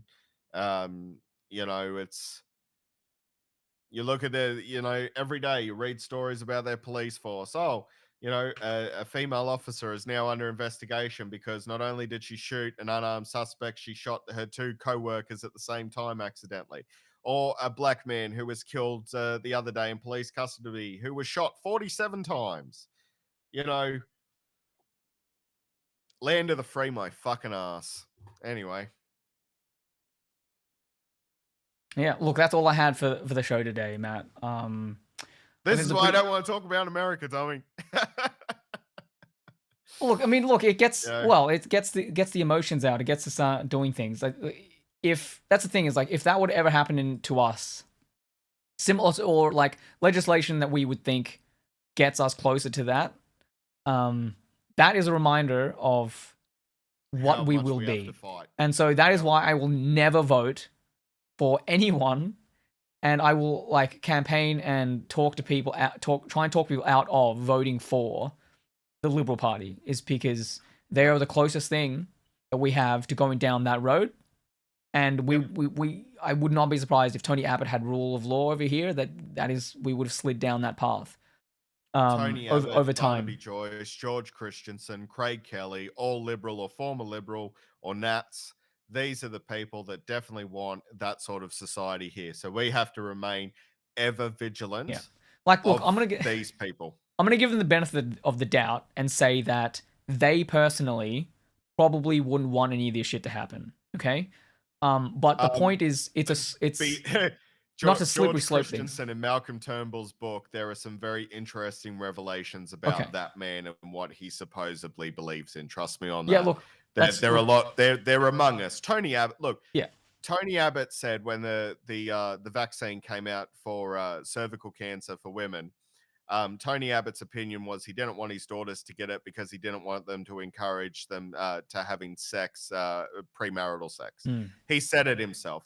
Tony Abbott is one of those freaks as well. Don't even think for a second, Tommy. Don't give them the benefit of the doubt because Well, they are monsters and they know what they're doing. allegedly. Look, listen. Mm. One for litigation purposes, but also Yeah, just allegedly. Yeah.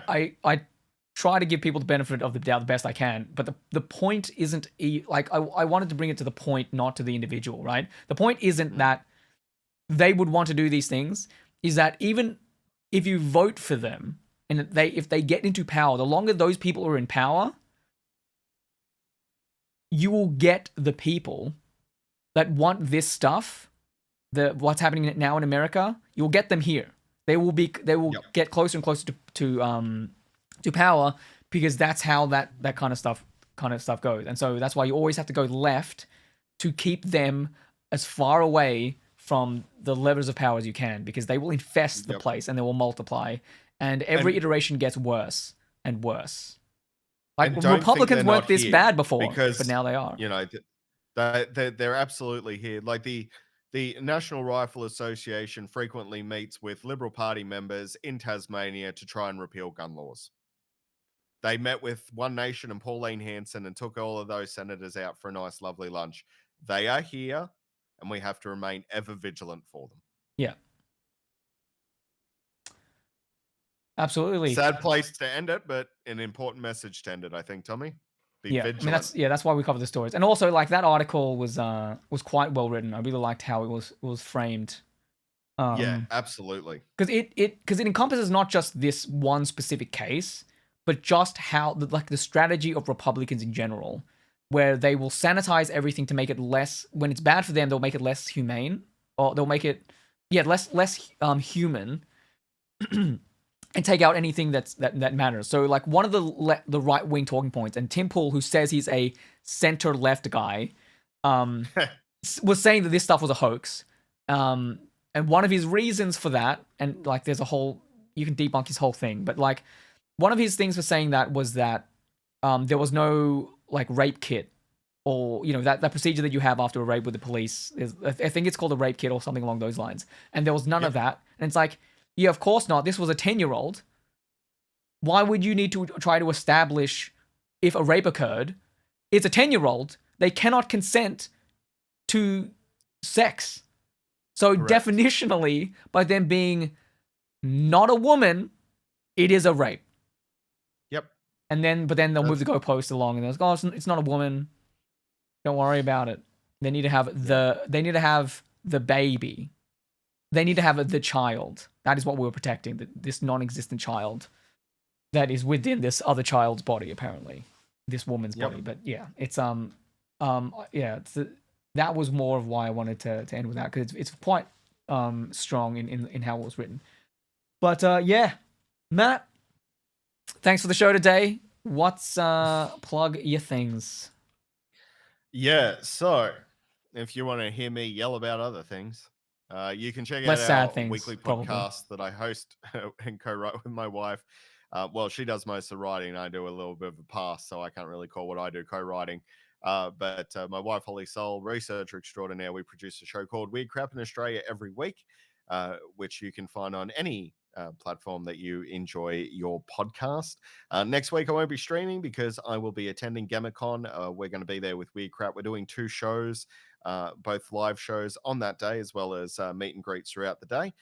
So if you'd like to check out Weird Crap in Australia live on the Saturday afternoon, we're going to be there from 4 o'clock to 5 o'clock. I believe we're in the Menzies panel room. And then on the Sunday, we're going to be doing a show from 10:30 a.m. to 11:30 a.m. So if you can come and support me, that would be wonderful if we can see you there. If not, listen to the show. It's a great show. We're also on the social medias. Weird Crap in Australia on Facebook and Instagram, and on Twitter, it's at Weird Crap in Oz, AUS. You can also grab our book series, Weird Crap in Australia, Volume 1 and 2, which are available from lulu.com and from our great mates at impactcomics.com.au. Our third book, Weird Crap in Australia, Volume 3, is coming out in September. If you'd like to check out some of my fictional work, my graphic novel, Killaroo Semper Fidelis, is available from killaroo.com or your local Australian bookstore. Oh, damn it. Even Michael's trying to plug my shit now. That son of a bitch. Yeah. And don't Look, forget I will Tommy's be Game Stream I will podcast. Game Stream podcast. God, Yeah. he's a boomer. I think he means to say your wonderful YouTube channel, Tommy, Yeah, where look, it's you all right. do breakdowns of video games and give in-depth analysis, which is very, very good. And people should check it Yeah, out. look, there'll be another one on Papers, Please very soon. I should have gotten it out by now, but I've been very slack. But that's okay. So, sometimes you got to enjoy life and just watch YouTube and stuff and read the news. I do a lot of reading of the news. Like every day, I read a lot of this, kind of crap. You got to have a break day though. You got to have one day where you don't. That's the thing is I do have plenty of those days. I just sleep. Yeah, it's pretty good. But yeah, anyway, I will be at Matt's thing at GammaCon to loiter and heckle, so that'll be fun. So yeah, join us then if you can. That'll be fun, and we will see you guys whenever. The timing and everything is going to change after this because both Matt and I have changed work schedules, so we will figure something out, and whenever we see you, we'll see you. Yeah, so we'll have a little break next week, and then everything will change. But it will then, once it changes one more time, that will be it. It will be locked and loaded. Well, probably. Well, we'll see. Look. Don't ever. You got to be more political, Matt. You can't ever be as concrete as that. You have to always have some level of. It might change. Look, that's the plan, but who knows? A war could happen, and so. Yeah.